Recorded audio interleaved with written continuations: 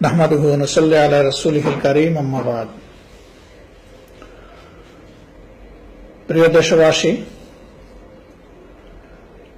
अस्सलामु आलैकुम व रहमतुल्लाह। খ্রিস্টান সম্প্রদায় এবং অন্যান্য সম্প্রদায়ের প্রতি আন্তরিক শুভেচ্ছা। গোটা বিশ্বব্যাপী খ্রিস্টান সম্প্রদায়ের বড়দিন উদযাপিত হতে যাচ্ছে। আমরা বাংলাদেশ জামাতে ইসলামের পক্ষ থেকে বিশ্ব খ্রিস্টান সম্প্রদায়, বিশেষ করে বাংলাদেশের খ্রিস্টান ধর্মাবলম্বী ভাই বোনদের প্রতি আন্তরিক শুভেচ্ছা জ্ঞাপন করছি। প্রত্যেকটি ধর্মই মানুষকে যুগে যুগে শান্তি, কল্যাণ, ভ্রাতৃত্ব ও অহিংসার দিকে, মানবতার দিকে আহ্বান করার জন্য এসেছে। হযরত ঈসা আলাইহিস সালাম এমনি আল্লাহ তাআলার একজন নির্বাচিত প্রেরিত রাসূল এবং নবী ছিলেন।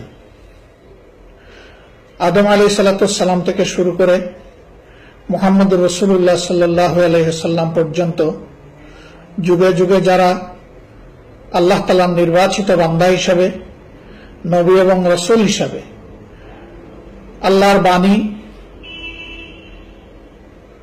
লাভ করেছেন এবং সেই বাণী তারা প্রচার করে গিয়েছেন, তাদেরই একজন হচ্ছেন হযরত ঈসা আলাইহিস সালাম। আমরা সকল নবীদেরকে গভীর শ্রদ্ধা এবং সম্মানের সাথে দেখে থাকি। এটি হচ্ছে ইসলামের সার্বজনীন সুমহান দৃষ্টিভঙ্গি। সম্মানিত দেশবাসী এবং খ্রিস্টান সম্প্রদায়ের প্রিয় ভাই ও বোনেরা, বাংলাদেশ আমাদের জন্মভূমি।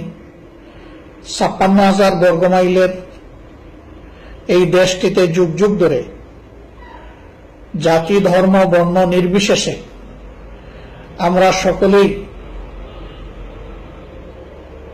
উন্নত সাম্প্রদায়িক সংহতি বজায় রেখে পরস্পরকে ভাই ভাই হিসাবে আমরা গ্রহণ করে তিলে তিলে এই দেশটাকে এই পর্যায়ে আমরা নিয়ে এসেছি। আমরা বিশ্বাস করি বাংলাদেশের জনগণ কোন ধরনের দ্বন্দ্ব সাম্প্রদায়িকতায় বিশ্বাস করে না, উগ্র মতবাদকে কোনোভাবেই সমর্থন করে না। আমরা অতীব দুঃখের সাথে জানাচ্ছি, অতি সম্প্রতি খ্রিস্টান সম্প্রদায়ের শীর্ষস্থানীয় কিছু ধর্মগুরুকে লক্ষ্য করে কতিপয় উগ্র সন্ত্রাসীরা যে হামলা এবং অপকর্ম চালিয়েছে, আমরা তার নিন্দা জানিয়েছি, আবারও তার নিন্দা জানাচ্ছি। এই সমস্ত দুষ্কৃতিকারীদের হাত থেকে সমাজ এবং দেশকে, সকল ধর্ম এবং বর্ণের মানুষকে রক্ষা করার জন্য আজকে আমাদেরকে ঐক্যবদ্ধ হতে হবে। তাদের বিরুদ্ধে অত্যন্ত শক্ত প্রতিরোধ গড়ে তুলতে হবে। এই ক্ষেত্রে সকল ভেদাভেদ ভুলে গিয়ে জাতীয় ঐক্যের কোন বিকল্প নেই।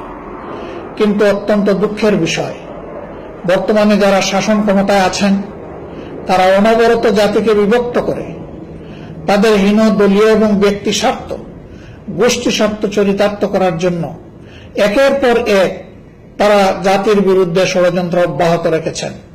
আমরা বিশ্বাস করি বাংলাদেশের ১৬ কোটি মানুষ এই জাতিকে কখনো বিভক্ত হতে দেবে না এবং কারো নোংরা আকাঙ্ক্ষা বাস্তবায়নের সহযোগী হবে না। আমরা তাই ২৫ তারিখ খ্রিস্টানদের এই বড়দিনে আবারও আমাদের দলের পক্ষ থেকে আমরা আন্তরিক শুভেচ্ছা জানাচ্ছি দেশবাসীকে, বিশ্ববাসীকে, বিশেষ করে খ্রিস্টান সম্প্রদায়কে। আমরা কামনা করি খ্রিস্টান সম্প্রদায় সহ এদেশের সকল মানুষ যাতে মানবিক মর্যাদা নিয়ে এদেশে মাথা উঁচু করে বাঁচতে পারে, এমন একটি সমৃদ্ধশালী শান্তির সমাজ, সুন্দর সমাজ মিলেমিশে সকলেই যেন আমরা গঠন করতে পারি। আজকের এই বড়দিনে আমরা এই আহ্বানে জাতির প্রতি রেখে এখানেই আপনাদেরকে আবারও শুভেচ্ছা জানিয়ে আমাদের বক্তব্য শেষ করছি। আল্লাহ হাফিজ। বাংলাদেশ জিন্দাবাদ।